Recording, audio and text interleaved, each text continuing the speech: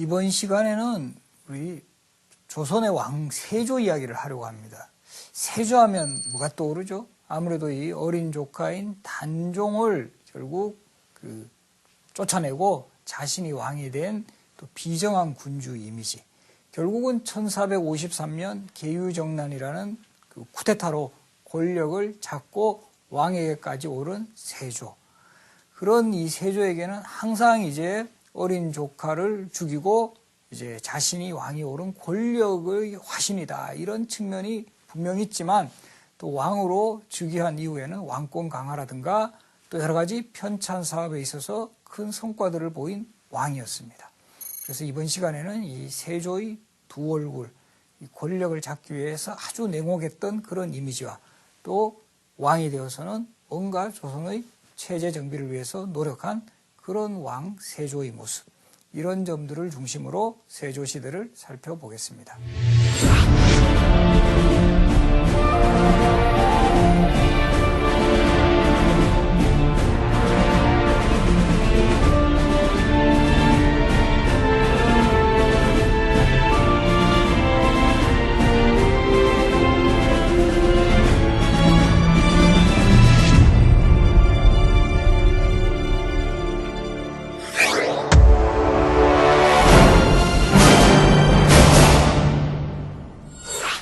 세조하면은 항상 빠질 수 없는 인물이 바로 어린 조카 단종입니다.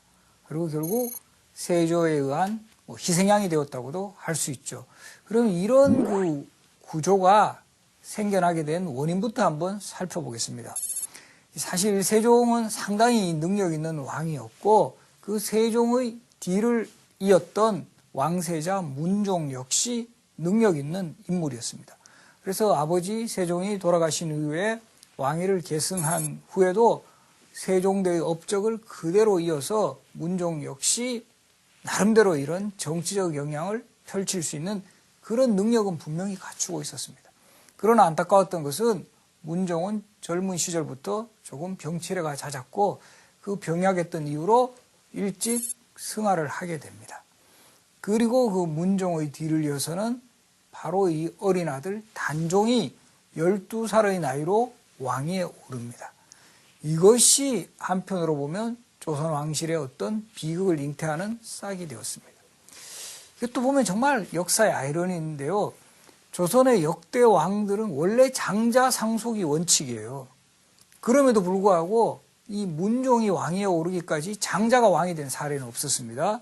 태조의 뒤를 이은 정종 두 번째, 그 다음에 태종은 다섯 번째 아들이었고, 이 세종 같은 경우도 태종의 어떤 그 힘으로 인해서 세 번째 아들인데도 왕위에 올랐어요. 정말 오래간만에 문종이 적장자로서 왕위에 올랐고, 그 뒤를 이어서 연속해서 단종이 적장자로서 왕위에 오름으로써 왕실에서 어떻게 보면 경사인데 결과적으로는 적장자 컴플렉스가 계속되는 겁니다. 적장자로 즉위한 왕은 정말 병약하거나 어리거나 이런 식으로 왕위를 이으니까 누가 힘을 피냐 하면은 신하들의 권력이 강해져요. 특히 세종 때는 이 집현전에서부터 길러진 학자라든가 세종의 폭넓은 인재 등용책으로 말미암아 아주 그 노련하고 경험 있는 신하들이 상당히 이제 성장해 있었습니다. 그 대표적인 인물이 김종서라든가 황보인, 정인지 이런 인물을 들 수가 있는데, 이렇게 신하들이 왕이 어리고 별로 이제 그 정치적인 영향력을 행사하지 못하니까 갑자기 이제 신권이 강화가 돼요.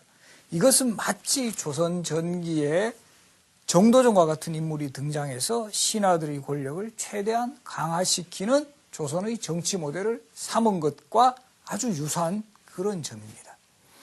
그리고 결정적으로는 이 문종이 승하하기 직전에, 돌아가시기 직전에 신하들을 불러요. 특히 김종서라든가 황보인과 같은 신하들을 불러가지고 어린 단종이 너무나 걱정이 되는 거예요. 어린 단종이 너무나 걱정이 되어가지고 이 당신같이 경험 많은 신하들이 우리 단종을 정말 잘 보필해 주시오라는 유언을 남겨요. 그래서 이런 사람들이 왕의 유언을 받은 대신이라 해서 고명 대신이라고 부르는데, 오히려 문종의 이런 유언이 이들을 힘을 더 강화시켜줘. 우리가 정말 이제 이 왕을 대신해서 확실하게 정치를 할 수 있는 그런 힘을 갖추어졌다. 이렇게 판단을 해서 김종서나 황보인 등은 정말 거의 왕보다는 신하들의 권력을 훨씬 강하게 행사를 하면서 대표적으로는 황표정사라고 해서 예나 지금이나 정치에 있어서는 인사권이 가장 중요해요. 관리들의 인사를 누가 담당하느냐. 그래서 이 황표정사라는 것은 원래 관리를 임명할 때는 보통 3망을 해요. 3망. 3명의 명단을 올리거든요. 올리면 그중에서 최종적으로 한 명에게 동그라미를 쳐서 낙점을 하는데 소위 이때 황표정사라는 것은 미리 김종서나 황보인과 같은 신하들이 관리들의 자기들이 선호하는 인물에게 노란색으로 표시를 해요. 그래서 노란색의 표시다 해서 황표라고 하는데 노란색으로 표시를 하면 왕이 떡 보고 그냥 그대로 하니까 실질적인 인사권은 왕에게서 나오는 게 아니라 신하에게서 나오는 거죠. 이런 것을 위시해서 김종서와 황보인의 권력이 지나치게 비대해지자 이것을 가장 이제 불만스러운 눈으로 바라보던 인물이 있었습니다. 이분 누구냐면 바로 수양대군입니다. 나중에 세조로 대조구죠. 수양대군은 문종의 동생, 그러니까 세종대왕의 두 번째 아들이었습니다. 그 세종대왕에게는 많은 아들이 있었는데 이 아들들이 나중에는 한편으로는 수양대군의 편에 서기도 하고 금성대군과 같이 일부는 또 수양대군의 반대편에 서게 하는 형제간의 또 다른 분열이 일어나게 되는 그런 그 상황을 맞이합니다. 그래서 첫 번째가 문종, 세종의 두 번째가 수양대군, 세 번째 아들이 안평대군이에요. 여러분들 안평대군은 뭘로 유명하죠? 우리가 그 안견이 그린 그림 중에 몽유도원도라는 그림이 있는데 바로 그 몽유도원도라는 그림의 배경에 안평대군이 안견에게 꿈 이야기를 들려주고 그것을 그린 그림이 바로 몽유도원도입니다. 그 세 번째 아들 안평대군은 김종서하고 황보인하고 아주 친밀한 교분을 형성을 해요. 이런 상황에서 수양대군은 조선이란 나라가 어떤 나라인데 왕실이 중심이 되어서 결국 운영해 나가야 하는 나라인데 저렇게 신하들이 설쳐서는 절대 안 된다라는 이런 확신을 가지고 있었어요. 누구하고 닮았죠? 바로 조선 초기에 태종하고 매우 닮아 있습니다. 태종이 정도전과 같은 신하가 소위 설치는 상황을 결국 그거는 눈 뜨고 볼 수 없다 해서 왕자의 난을 일으키는 모습하고 비슷해요.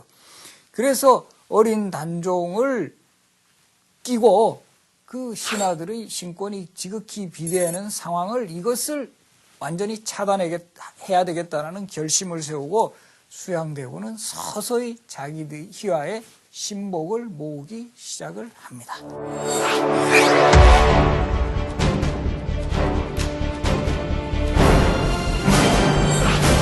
이때 수양대군의 희화에 모인 인물들은 크게 문신과 무신으로 나눌 수 있는데요. 문신의 대표주자가 한명회, 골람, 그리고 신숙주였습니다. 그래서 신숙주와 같은 인물은 수양대군이 단종의 즉위를 알리는 사신으로 중국에 갈 때 신숙주가 수양대군하고 함께 사신으로 가요. 이 과정에서 둘은 요즘 표현을 하면 소위 코드가 잘 맞았던 것 같아요. 그래서 집현전 학자들 중 대부분이 수양대군에게 나중에 반기를 드는데요. 예를 들어서 성산문이라든가 박팽년이라든가 이런 사람들이 반기를 드는 데 비해서 수양대군의 편에서 신숙주는 계속 함께 그 노선을 걸어가는 그런 인물이 됩니다. 아마도 단종의 즉위를 알리는 사신으로 갈 때 함께 갔던 인연이 이 두 사람을 운명적으로 결속시켰다. 이렇게 볼 수가 있어요. 그래서 이런 한명의 골람, 신숙주와 같은 이런 제사들 이외에 수양대군은 휘하에 홍윤성이라든가 양정이라든가 유숙과 같은 무신들까지 끌어들이면서 뭔가 거사를 준비를 했습니다. 그리고 마침내 D-Day를 잡죠. 1453년 10월 10일 소위 말하는 계유정난이 일어납니다. 1450년이 계유년이어서 계유, 그리고 정난이라는 것은 바로잡을 정, 어려울 난입니다. 어려움을 바로잡은 사건. 이것은 당연히 수양대군 편에서 붙인 용어입니다. 그러나 후대의 역사가들은 이 계유정난을 전형적인 쿠데타로 보고 있는 거죠. 1453년 10월 10일에 쿠데타입니다. 이때 수양대군이 개유정난을 일으켰을 때 최고 목표는 뭐냐면 바로 김종서를 제거하라가 이게 최고 특명입니다. 왜냐하면 단종에 있어서 가장 단종을 보필하는 핵심 신하였고 신권의 대표 주자였기 때문에 바로 이 김종서를 이제 제거하는 작업에 수양대군이 착수합니다. 그리고 이 D-Day로 결정된 그 1453년 10월 10일 수양대군이 휘하 장정 몇 명만을 데리고 김종서의 집을 방문을 합니다.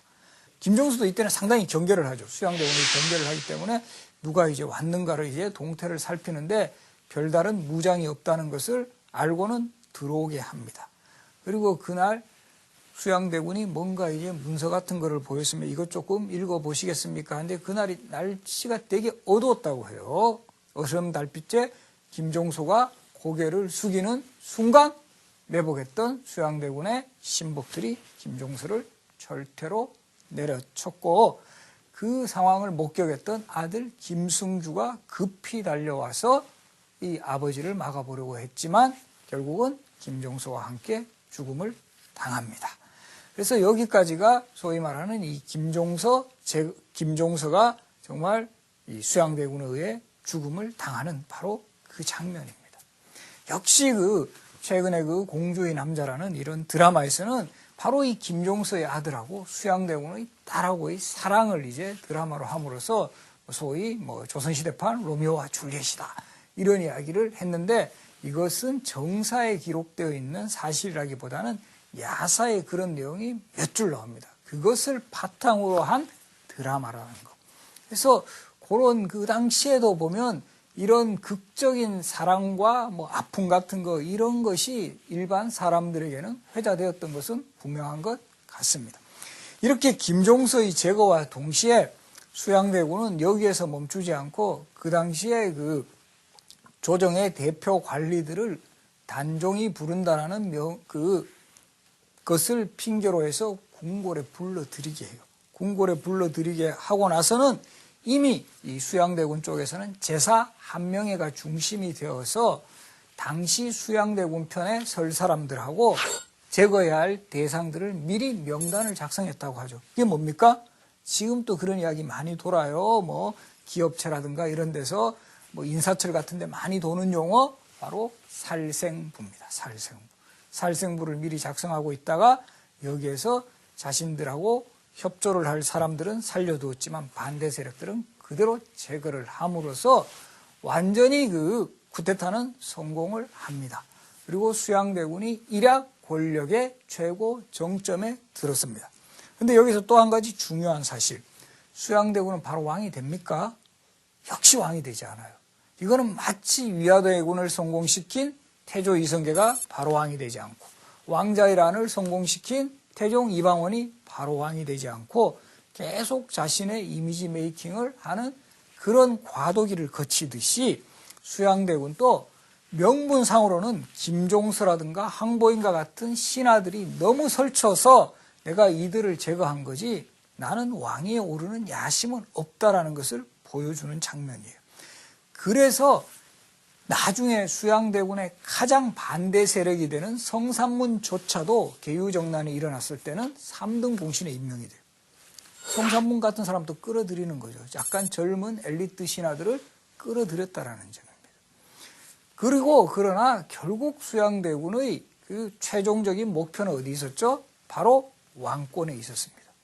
결과적으로는 권력을 확실히 잡고 어느 정도 과도기를 거친 후에는 단종을 압박을 해서 마침내 상황으로 몰아내고 자신이 세조로 왕위에 오릅니다. 그래서 성산문과 같은 인물은 이때는 수양대군이 왕위로 오르기 전까지만 했을 때는 그래도 수양대군에게 어느 정도 협조를 했지만 본인이 직접 왕이 되는 이런 사실은 완전히 이거는 아니다라고 생각을 합니다. 유교적 가치 기준에 의거할 때 어떻게 조카를 죽이고 이때는 죽이진 않았죠. 조카를 폐위시키고 삼촌이 왕이 될 수 있는 명분이 없다라는 거죠. 이때부터 성산문은 자신의 절친한 친구였던 박평년 등과 더불어 단종 복위 운동을 굳히게 됩니다. 그런데요, 여기에서도 재밌는 또 운명적인 상황이 있습니다. 뭐냐 하면 수양대군이 단종에게 옥새를 전달받는 날, 세조에게 옥새를 전달받는 날 성산문이 예방승지라고 해서 당시 요즘으로 치면 청와대 수석쯤 됩니다. 비서 수석쯤 되는데 이 성산문이 수양대군에게 옥새를 전달해주는 이런 위치에 있었다라는 거죠.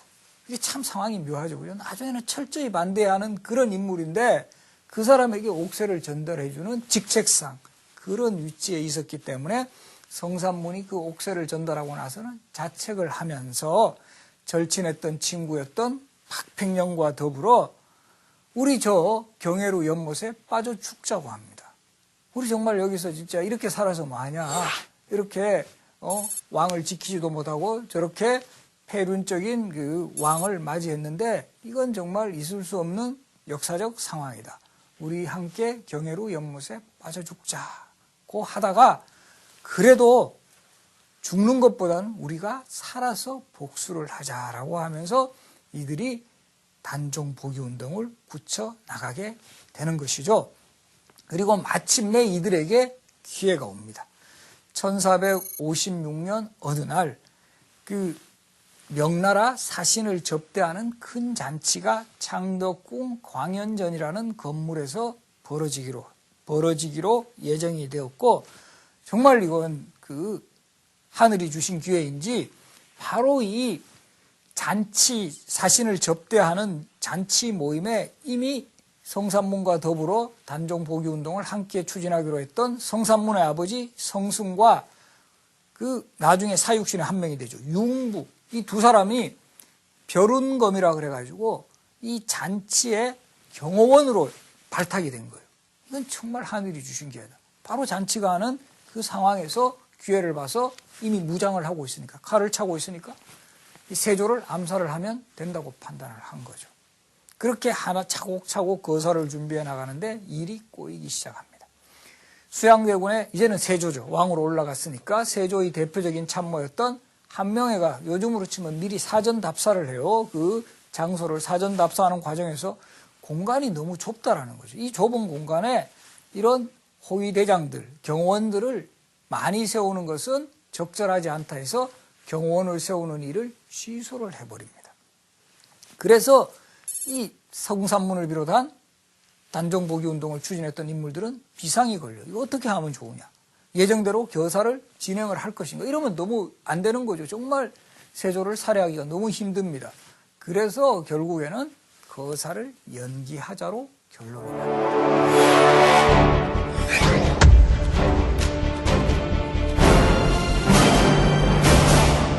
이렇게 하다 보니까 중간에 이탈자가 생겨요.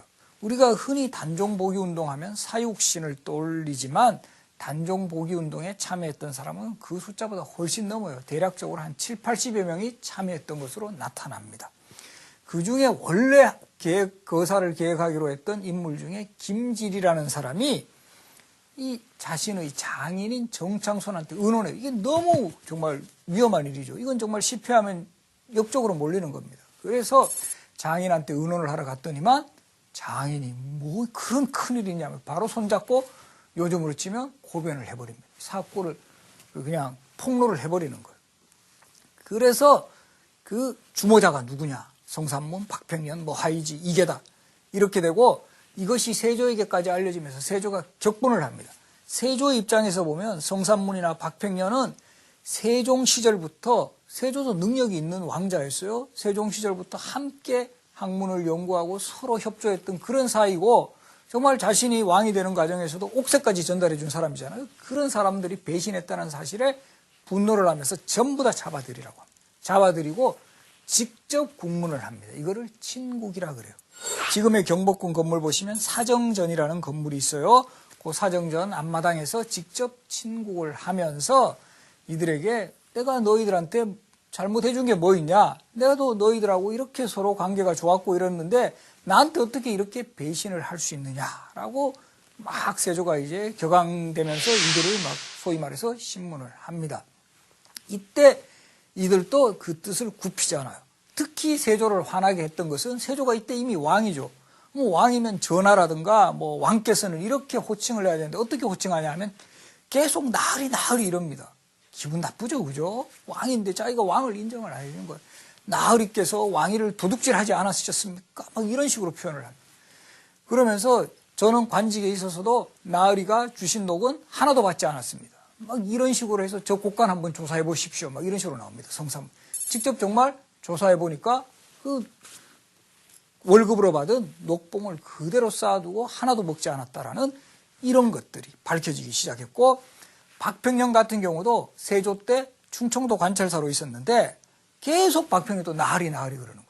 그러면서 내가 너한테 충청도 관찰사까지 시켜줬는데 너가 나한테 어떻게 이럴 수가 있느냐, 왕이라고 부르지 않느냐, 너는 나의 신하가 아니냐 이러니까 저는 신하 신자 쓴 적이 없습니다 이럽니다.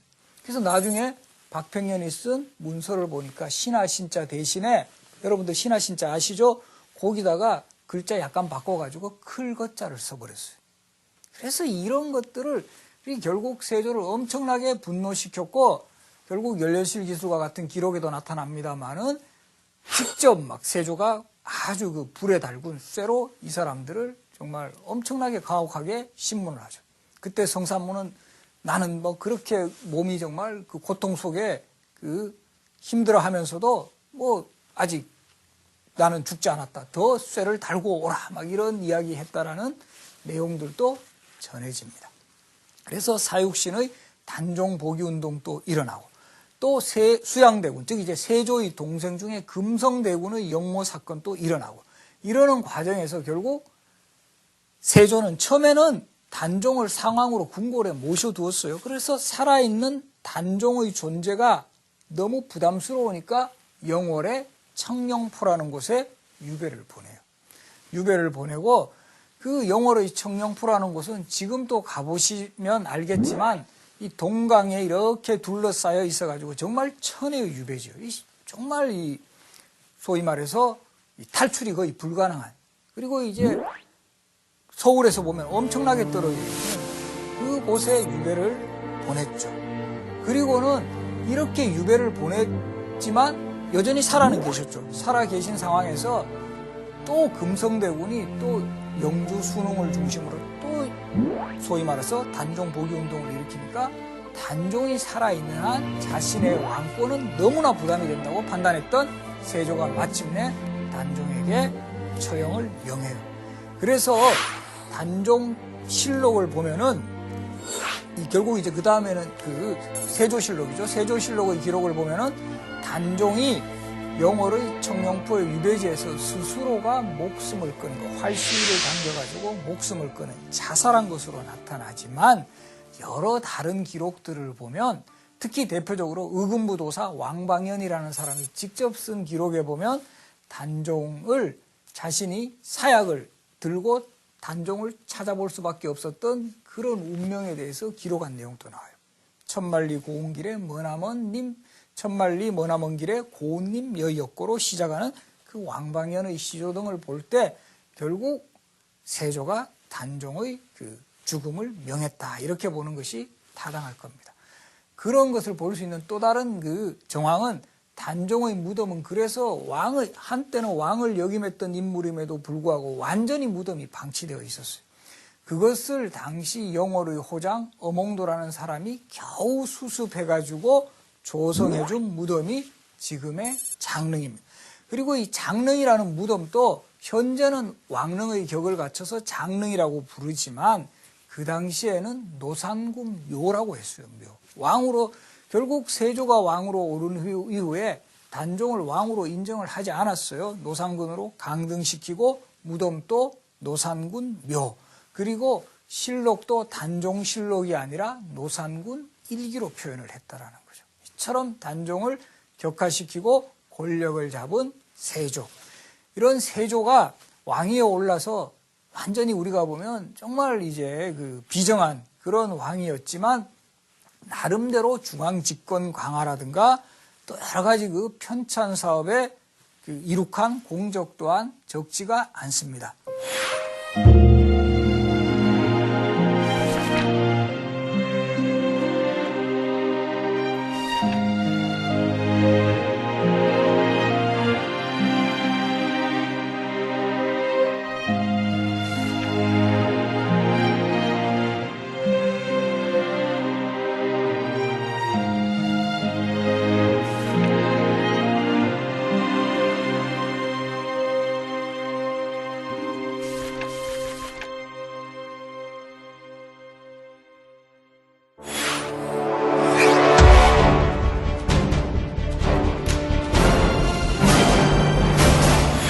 그래서 이 세조는 왕위에 오른 이후에 마치 조선 초기에 태종이 그랬던 것처럼 신하들의 권력이 너무 이 비대한 이런 정치 체제를 극복하기 위해서 문종, 단종 때 다시 그 의정부 서사제가 복구가 되면서 신하들의 권력이 강해지자 태종이 그랬던 것처럼 육조 직계제를 부활을 시켜요. 그래서 육조 판서들에게 직접 왕명을 하달하게 함으로써 왕권을 강화를 했고, 또 토지제도에 있어서도 큰 변화가 일어나는데 조선 초기의 토지제도인 과전법을 대신해서 직전법이라는 토지제도를 실시를 합니다. 직전법의 특징은 퇴직관리, 과전법 같은 경우는요, 퇴직관리들에게도 토지를 지급하는 거예요. 물론 이때 토지 지급은 조선시대는 수조권, 토지에서 세금을 거둘 수 있는 권리를 말하는데, 직전법 같은 경우는 퇴직관리에게는 주지 않고 현직관리에게만 토지를 나누어 줌으로써 이제 국가재정 같은 거, 이것을 훨씬 더 이제 절약하는, 그리고 현직관리들에게 충성을 유도하는 그런 효과를 가져왔다, 이렇게 볼 수가 있습니다. 그리고 이제 여러 가지 뭐 토지 측량에 있어서 기구 개발이라든가 이런 나름대로 경제적인 측면에서도 영향을 보이는 모습을 발휘를 합니다. 그리고 이 세조하고 관련해서는 세조의 행차도 빼놓을 수가 없는데요. 세조는 본인 스스로도 사실 상당히 이런 그 조카를 죽이고 왕위에 올랐다라는 이런 어떤 그 뭐 원죄의식이라고 할까요? 이런데 상당한 그 이 신경이 갔음이 분명해요. 그래서 세조 시대는 잦은 행차를 통해서 일반 백성들에게 나 이런 사람이다. 역시 그때도 홍보를 해요. 행차를 통해 가지고 왕권을 가시하고 자신의 어떤 그 상황을 변명도 하기도 하고, 이런 그 행차를 자주 나섰는데, 대표적으로 보은의 속리사도 보은의 속리산에 가면 지금 법주사가 있습니다만 이런 속리산 일대를 찾기도 했고, 또 강원도에 상원사라는 절도 찾았어요. 그래서 이 세조라는 왕이 행차했을 때 절에 많이 가는데, 이 사찰에 많이 가는 것도 세조의 철학하고도 관련이 있어요. 세조가 불교에도 상당한 관심을 가져요. 그래서 이제 불교 경전을 간행하는 강경도감을 설치하기도 하고, 이 강경도감에서는 뭐 속보상결이라든가 월인속보와 같은 불교 경전도 편찬을 해요. 이때 세조를 대표하는 그 승려, 참모쯤 되는 승려가 바로 이 신리라는 승려였어요. 그리고 이 속리산에 갔을 때 또 재밌는 일화가 있는데요. 지금 또 보은에 가시면 정의품송이라는 소나무가 있습니다. 세조의 행차가 지나갈 때 가마가 아무래도 이제 그 나무에 걸리니까 이게 정말 믿거나 말거나입니다만은 이 소나무가 이렇게 가지를 들어줬다 그러죠. 들어주면서 가마가 쉽게 지나갔다. 그래서 야, 이거 대단한 신기한 능력을 갖춘 소나무다 해서 마치 관리들에게 이 직급을 주듯이 정의품의 직급을 준 거예요. 정의품은 조선시대는 판서, 요즘으로 치면 장관급입니다. 그러니까 장관급 소나무가 된 거예요. 그래서 이런 정의품송 소나무 일화에서도 우리가 세조가 충청도 지역에 행차를 했구나, 이런 걸 볼 수가 있어요. 그리고 이 강원도 상원사라는 절에 갔을 때는 또 많은 그 에피소드가 있는데, 세조가 사실은 이 피부병으로 고생을 많이 했다 그러죠. 그래서 여기에 대해서도 뭐 야사에는 이런 이야기까지 나와요. 단종의 생모였던 현덕왕후 권씨가 꿈에서 정말 세조를 저주하면서 침을 뱉었는데, 그 침을 맞고 난 이후부터는 피부에 병이 생겼다, 피부병이 심해졌다, 이런 이야기가 나와요. 그래서 이 피부병을 치료하기 위해서 그 세조도 자주 이제 뭐 온천도 찾고, 또 이 상원사라는 절에 갔을 때도 그 아주 그 물이 맑은 냇가에서 목욕을 하고 했다고 해요. 목욕을 하고 있는 중에 그 어느 순간에 어린 동자승이 나타나서 제가 등을 밀어드리겠습니다 하고 이렇게 등을 밀어줘요. 등을 밀어줘가지고 나중에 보니까 이게 씻은 듯이 그 피부병이 없어졌다라는 이런 기록이 나타나고, 나중에는 그 동자가 자신이 문수보살이라고 해요. 문수보살이라고 하면서 나를 만났다는 이야기는 절대 하지 마십시오라고 했습니다. 그런 효험도 봐서 그런지 세조는 바로 상원사라는 절을 자주 찾고, 이곳에 상당히 이제 뭐 소위 뭐 시주 같은 것도 하면서 절을 크게 하는데 기여를 합니다.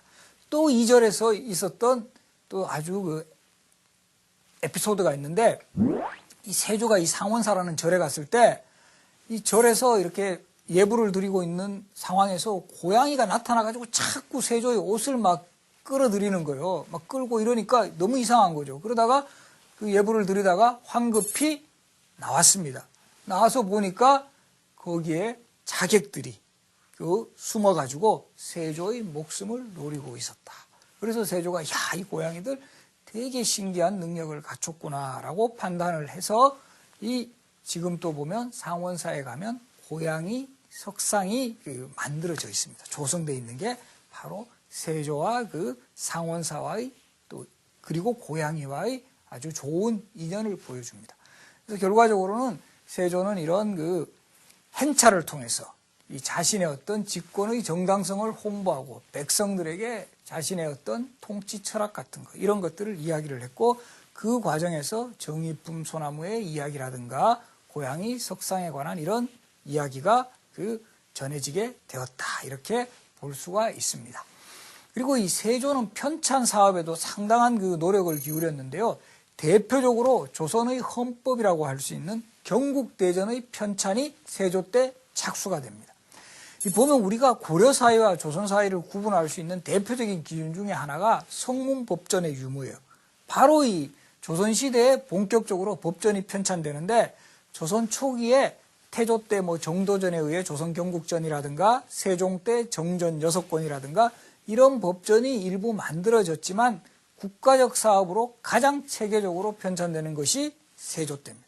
그만큼 세조가 나라의 기틀을 정비하기 위해서는 완성된 법전이 있어야 된다고 판단했기 때문이죠. 그래서 경국대전 편찬에 이제 편찬을 시작을 해서 결국은 또 여기서 우리가 주목해야 할 점이 세조가 스스로 본인 때 완성을 하는 게 아니라 예종, 성종을 거쳐서 이때 완성이 된다는 거죠. 세조도 무리하게 했으면 자신의 시대의 경국대전 편찬의 완성을 볼 수도 있었을 거예요. 그러나 좀 더 체계적으로 짜임새 있게 만들기 위해서 후대 왕들에게 바통을 넘겨가지고 성종 때 이 법전이 완성되었다는 사실. 이거는 우리 지금의 시대에도 시사하는 점이 적지가 않습니다. 그리고 역사책의 편찬에도 착수를 하는데요. 이 세조는 특히 고대사에 관심이 많았던 것 같아요. 특히 만주를 차지했던 우리의 그 역사를 중시하고, 그런 점에서 양성지와 같은 세조의 아주 핵심 참모를 시켜서 동국 지도와 같은 이런 지도들을 작성하게 하는데, 세조 때 만들어진 지도에는 꼭 만주가 표시되어 있었습니다. 그리고 우리 역사를 좀 더 고대사부터 웅장하게 우리 역사를 기술하기 위해서 이 단군 조선에서부터 시작되는 우리 통사 자신의 그 참모들을 시켜서 동국통감이라는 역사책의 편찬에 착수를 합니다. 근데 역시 여기도 주목되는 것은 경국대전처럼 자신의 시대의 완성의 끝을 보지 않고 계속적으로 후대 왕들에게까지 업적이 계승되게 함으로써 역시 동국통감도 성종도 완성이 된다. 그래서 경국대전, 동국통감, 이 조선을 대표하는 헌법과 조선을 대표하는 역사서 편찬의 시작은 세조가 했고, 그 완성은 성종 때 이루어짐으로써 조선전기 우리 소위 학문과 문화사업의 어떤 종결자적인 이런 성격을 보이게 했던 그 기틀을 잡은 왕이 세조였다는 점도 주목할 수 있습니다. 그래서 전체적으로 정리를 하면 세조는 사실 왕이 오르는 과정에서는 상당한 이 순환을 겪었죠. 그리고 왕이 오른 이후에도 결국 단종복위 운동 같은 거는 그 수양대군에게 반대하는, 세조에게 반대하는 세력들이 만만치 않았음을 보여주고 있습니다. 그리고 결과적으로는 세조가 왕이 올라서 많은 업적을 남기고 조선전기의 어떤 그 성종대에 이르기까지의 전기 문화사업의 어떤 초본을 마련했지만, 결과적으로 후대의 세조는 결국 계유정난을 일으킨 어린 왕을 폐위하고 자신의 권력의 야욕을 보인 왕이라는 점이 사실 부각이 될 수밖에 없었어요. 그거는 왜냐하면 결국 세조 시대 이후에 소위 조선의 역사에서는 살인파라는 세력이 주축을 이루면서 결국 이 세조의 어떤 왕위 찬탈에 반대하는 이런 세력들이 제하에서 계속 세조를 비판하고 부정하는 이런 움직임들이 전개되어 나가고, 이런 결과 마침내 숙종 때 단종이 노상군이라는 멍에를 벗고 단종으로 올라갑니다. 그리고 단종을 위해 목숨을 바쳤던 사육신도 명예를 회복해요. 이러한 점을 고려하면 수양대군의 쿠데타는 그 직후에는 성공했다고 볼 수 있어요. 세조가 왕위에 올랐으니까. 그러나 역사적으로 보면 세조의 쿠데타는 실패했다. 그만큼 역사적 평가는 냉엄하다. 이런 것들을 확인시켜 주고 있습니다. 그래서 이번 시간에 여러분들 세조라는 왕을 보면서 정말 우리가 권력이라는 것이 어떤 방식으로 잡아야 되고 어떤 방식으로 추구되어야 하는가, 이런 거에 대해서도 한번 많은 생각을 해보는 계기를 가져보시기 바랍니다. 고맙습니다.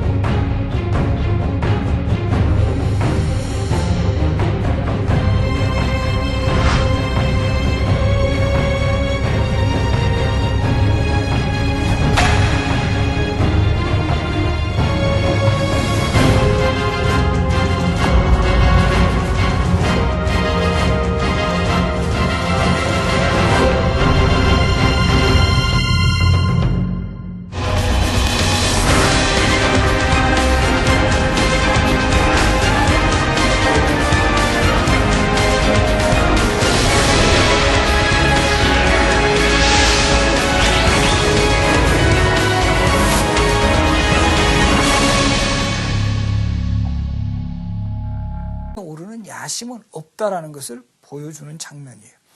그래서 나중에 수양대군의 가장 반대 세력이 되는 성산문조차도 계유정난이 일어났을 때는 3등 공신에 임명이 돼요.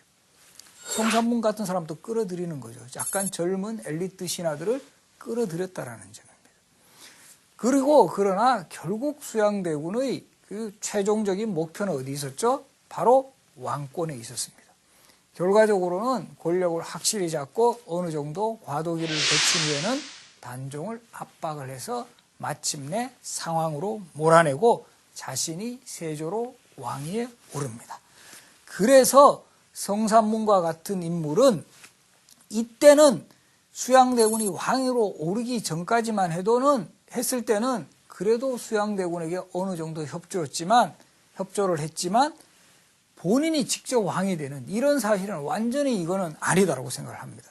유교적 가치 기준에 의거할 때 어떻게 조카를 죽이고, 이때는 죽이진 않았죠. 조카를 폐위시키고 삼촌이 왕이 될 수 있는 명분이 없다라는 거죠. 이때부터 성산문은 자신의 절친한 친구였던 박평년 등과 더불어 단종 복위 운동을 굳히게 됩니다. 그런데요, 여기에서도 재밌는 또 운명적인 상황이 있습니다. 뭐냐 하면 수양대군이 단종에게 옥세를 전달받는 날, 세조에게 옥세를 전달받는 날, 성산문이 예방승지라고 해서 당시 요즘으로 치면 청와대 수석쯤 됩니다. 비서 수석쯤 되는데, 이 성산문이 수양대군에게 옥세를 전달해주는 이런 위치에 있었다라는 거죠. 이게 참 상황이 묘하죠. 나중에는 철저히 반대하는 그런 인물인데 그 사람에게 옥세를 전달해주는 직책상 그런 위치에 있었기 때문에 성산문이 그 옥세를 전달하고 나서는 자책을 하면서 절친했던 친구였던 박평년과 더불어 우리 저 경회로 연못에 빠져 죽자고 합니다. 우리 정말 여기서 진짜 이렇게 살아서 뭐하냐, 이렇게 왕을 지키지도 못하고 저렇게 폐륜적인 그 왕을 맞이했는데 이건 정말 있을 수 없는 역사적 상황이다. 우리 함께 경회로 연못에 빠져 죽자고 하다가 그래도 죽는 것보다는 우리가 살아서 복수를 하자라고 하면서 이들이 단종 복위 운동을 굳혀 나가게 되는 것이죠. 그리고 마침내 이들에게 기회가 옵니다.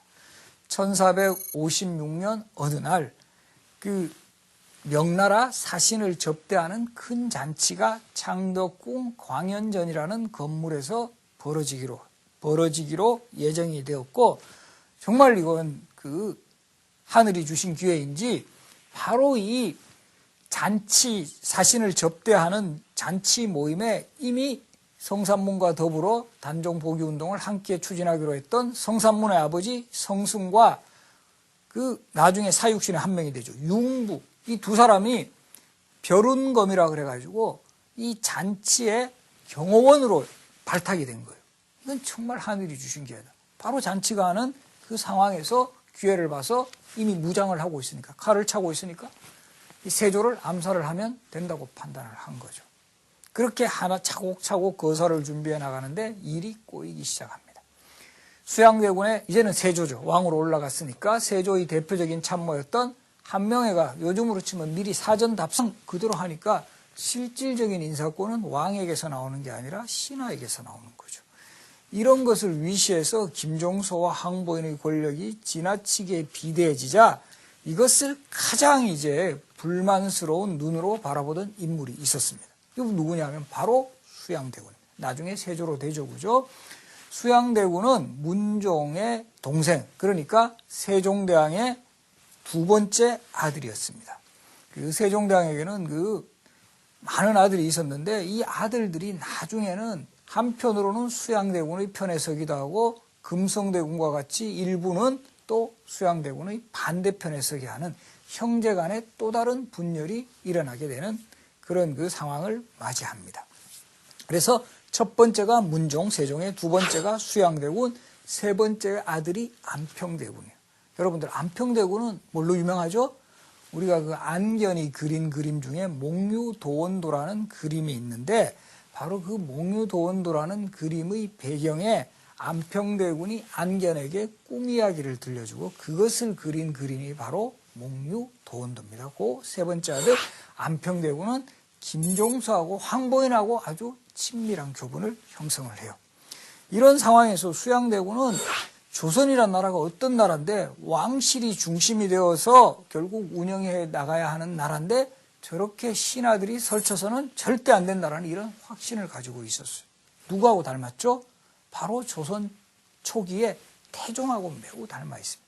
태종이 정도전과 같은 신하가 소위 설치는 상황을 결국 그거는 눈뜨고 볼 수 없다 해서 왕자의 난을 일으키는 모습하고 비슷해요. 그래서 어린 단종을 끼고 그 신하들의 신권이 지극히 비대하는 상황을 이것을 완전히 차단해야 되겠다는 결심을 세우고 수양대군은 서서히 자기의 희화의 신복을 모으기 시작을 합니다.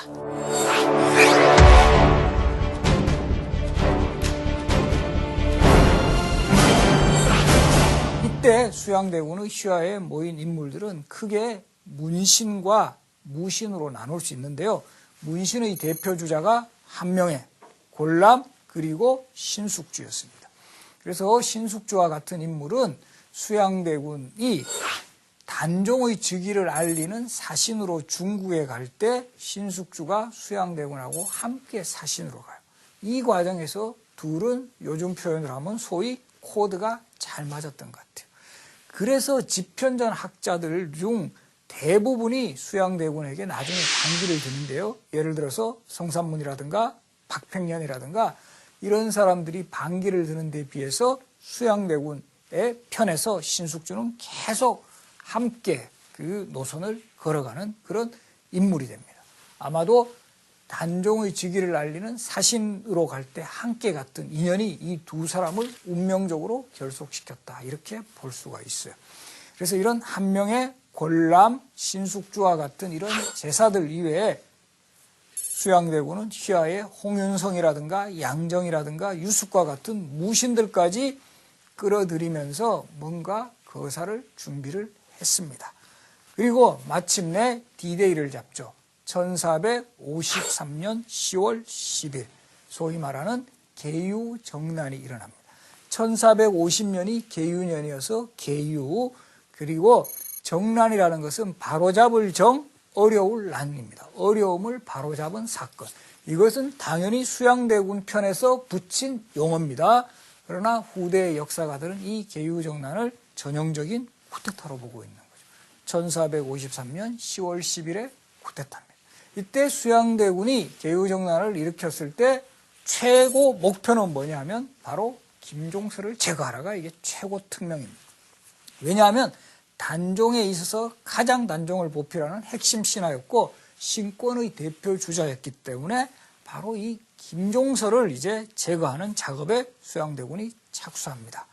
그리고 이 D-Day로 결정된 그 1453년 10월 10일 수양대군이 휘하 장정 몇 명만을 데리고 김종서의 집을 방문을 합니다. 김종서도 이때는 상당히 경계를 하죠. 수양대군이 경계를 하기 때문에 누가 이제 왔는가를 이제 동태를 살피는데 별다른 무장이 없다는 것을 알고는 들어오게 합니다. 그리고 그날 수양대군이 뭔가 이제 문서 같은 거를 보였으면 이것 조금 읽어보시겠습니까? 근데 그날이 날씨가 되게 어두웠다고 해요. 어스름 달빛에 김종서가 고개를 숙이는 순간 매복했던 수양대군의 신복들이 김종서를 절퇴로 내려쳤고 그 상황을 목격했던 아들 김승주가 급히 달려와서 이 아버지를 막아보려고 했지만 결국은 김종서와 함께 죽음을 당합니다. 그래서 여기까지가 소위 말하는 이 김종서가 정말 이 수양대군에 의해 죽음을 당하는 바로 그 장면입니다. 역시 그 최근에 그 공주의 남자라는 이런 드라마에서는 바로 이 김종서의 아들하고 수양대군의 딸하고의 사랑을 이제 드라마로 함으로써 소위 뭐 조선시대판 로미오와 줄리엣이다 이런 이야기를 했는데 이것은 정사에 기록되어 있는 사실이라기보다는 야사의 그런 내용이 몇 줄 나옵니다. 그것을 바탕으로 한 드라마라는 거. 그래서 그런 그 당시에도 보면 이런 극적인 사랑과 뭐 아픔 같은 거 이런 것이 일반 사람들에게는 회자되었던 것은 분명한 것 같습니다. 이렇게 김종서의 제거와 동시에 수양대군은 여기에서 멈추지 않고 그 당시에 그 조정의 대표 관리들을 단종이 부른다라는 그것을 핑계로 해서 궁궐에 불러들이게 해요. 궁궐에 불러들이게 하고 나서는 이미 이 수양대군 쪽에서는 제사 한명회가 중심이 되어서 당시 수양대군 편에 설 사람들하고 제거해야 할 대상들을 미리 명단을 작성했다고 하죠. 그게 뭡니까? 지금 또 그런 이야기 많이 돌아요. 뭐 기업체라든가 이런 데서 뭐 인사철 같은 데 많이 도는 용어 바로 살생부입니다. 살생부. 살생부를 미리 작성하고 있다가 여기에서 자신들하고 협조를 할 사람들은 살려두었지만 반대 세력들은 그대로 제거를 함으로써 완전히 그 쿠데타는 성공을 합니다. 그리고 수양대군이 일약 권력의 최고 정점에 들었습니다. 그런데 여기서 또 한 가지 중요한 사실. 수양대군은 바로 왕이 됩니까? 역시 왕이 되지 않아요. 이거는 마치 위화대군을 성공시킨 태조 이성계가 바로 왕이 되지 않고 왕자의 란을 성공시킨 태종 이방원이 바로 왕이 되지 않고 계속 자신의 이미지 메이킹을 하는 그런 과도기를 거치듯이 수양대군도 명분상으로는 김종서라든가 항보인과 같은 신하들이 너무 설쳐서 내가 이들을 제거한 거지 나는 왕이에요.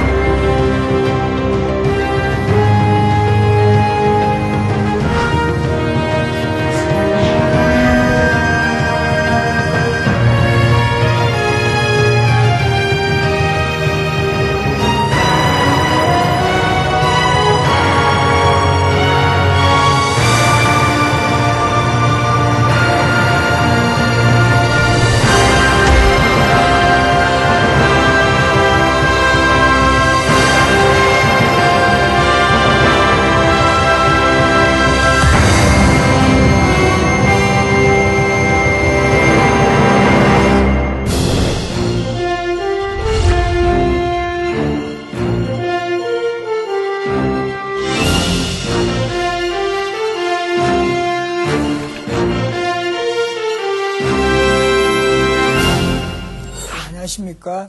이번 시간에는 우리 조선의 왕 세조 이야기를 하려고 합니다. 세조하면 뭐가 떠오르죠? 아무래도 이 어린 조카인 단종을 결국 쫓아내고 자신이 왕이 된 또 비정한 군주 이미지. 결국은 1453년 계유정난이라는 그 쿠데타로 권력을 잡고 왕에게까지 오른 세조. 그런 이 세조에게는 항상 이제 어린 조카를 죽이고 이제 자신이 왕이 오른 권력의 화신이다. 이런 측면이 분명히 있지만 또 왕으로 즉위한 이후에는 왕권 강화라든가 또 여러 가지 편찬 사업에 있어서 큰 성과들을 보인 왕이었습니다. 그래서 이번 시간에는 이 세조의 두 얼굴, 이 권력을 잡기 위해서 아주 냉혹했던 그런 이미지와 또 왕이 되어서는 온갖 조선의 체제 정비를 위해서 노력한 그런 왕 세조의 모습, 이런 점들을 중심으로 세조 시대를 살펴보겠습니다.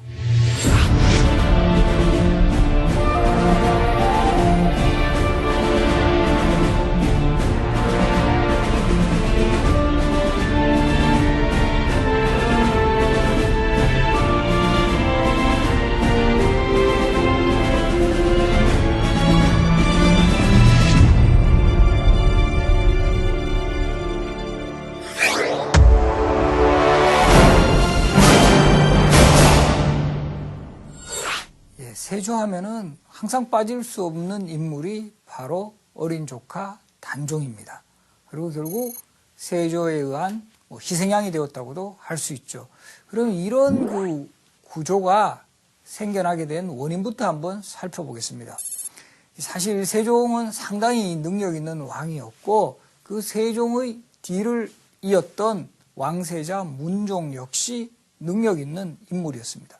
그래서 아버지 세종이 돌아가신 이후에 왕위를 계승한 후에도 세종대의 업적을 그대로 이어서 문종 역시 나름대로 이런 정치적 영향을 펼칠 수 있는 그런 능력은 분명히 갖추고 있었습니다. 그러나 안타까웠던 것은 문종은 젊은 시절부터 조금 병치레가 잦았고 그 병약했던 이유로 일찍 승하를 하게 됩니다. 그리고 그 문종의 뒤를 이어서는 바로 이 어린 아들 단종이 12살의 나이로 왕위에 오릅니다. 이것이 한편으로 보면 조선 왕실의 어떤 비극을 잉태하는 싹이 되었습니다. 이것도 보면 정말 역사의 아이러니인데요. 조선의 역대 왕들은 원래 장자 상속이 원칙이에요. 그럼에도 불구하고 이 문종이 왕위에 오르기까지 장자가 왕이 된 사례는 없었습니다. 태조의 뒤를 이은 정종 두 번째, 그 다음에 태종은 다섯 번째 아들이었고, 이 세종 같은 경우도 태종의 어떤 그 힘으로 인해서 세 번째 아들인데도 왕위에 올랐어요. 정말 오래간만에 문종이 적장자로서 왕위에 올랐고, 그 뒤를 이어서 연속해서 단종이 적장자로서 왕위에 오름으로써 왕실에서 어떻게 보면 경사인데 결과적으로는 적장자 컴플렉스가 계속되는 겁니다. 적장자로 즉위한 왕은 정말 병약하거나 어리거나 이런 식으로 왕위를 이으니까 누가 힘을 피냐 하면은 신하들의 권력이 강해져요. 특히 세종 때는 이 집현전에서부터 길러진 학자라든가 세종의 폭넓은 인재 등용책으로 말미암아 아주 그 노련하고 경험 있는 신하들이 상당히 이제 성장해 있었습니다. 그 대표적인 인물이 김종서라든가 황보인, 정인지 이런 인물을 들 수가 있는데, 이렇게 신하들이 왕이 어리고 별로 이제 그 정치적인 영향력을 행사하지 못하니까 갑자기 이제 신권이 강화가 돼요. 이것은 마치 조선 전기에 정도전과 같은 인물이 등장해서 신하들의 권력을 최대한 강화시키는 조선의 정치 모델을 삼은 것과 아주 유사한 그런 점입니다. 그리고 결정적으로는 이 문종이 승하하기 직전에, 돌아가시기 직전에 신하들을 불러요. 특히 김종서라든가 황보인과 같은 신하들을 불러가지고 어린 단종이 너무나 걱정이 되는 거예요. 어린 단종이 너무나 걱정이 되어가지고 이 당신같이 경험 많은 신하들이 우리 단종을 정말 잘 보필해 주시오라는 유언을 남겨요. 그래서 이런 사람들이 왕의 유언을 받은 대신이라 해서 고명 대신이라고 부르는데 오히려 문종의 이런 유언이 이들을 힘을 더 강화시켜줘. 우리가 정말 이제 이 왕을 대신해서 확실하게 정치를 할 수 있는 그런 힘을 갖추어졌다. 이렇게 판단을 해서 김종서나 황보인 등은 정말 거의 왕보다는 신하들의 권력을 훨씬 강하게 행사를 하면서 대표적으로는 황표정사라고 해서 예나 지금이나 정치에 있어서는 인사권이 가장 중요해요. 관리들의 인사를 누가 담당하느냐. 그래서 이 황표정사라는 것은 원래 관리를 임명할 때는 보통 3망을 해요. 3망. 3명의 명단을 올리거든요. 올리면 그중에서 최종적으로 한 명에게 동그라미를 쳐서 낙점을 하는데 소위 이때 황표정사라는 것은 미리 김종서나 황보인과 같은 신하들이 관리들의 자기들이 선호하는 인물에게 노란색으로 표시를 해요. 그래서 노란색의 표시다 해서 황표라고 하는데 노란색으로 표시를 하면 왕이 또 보고 그냥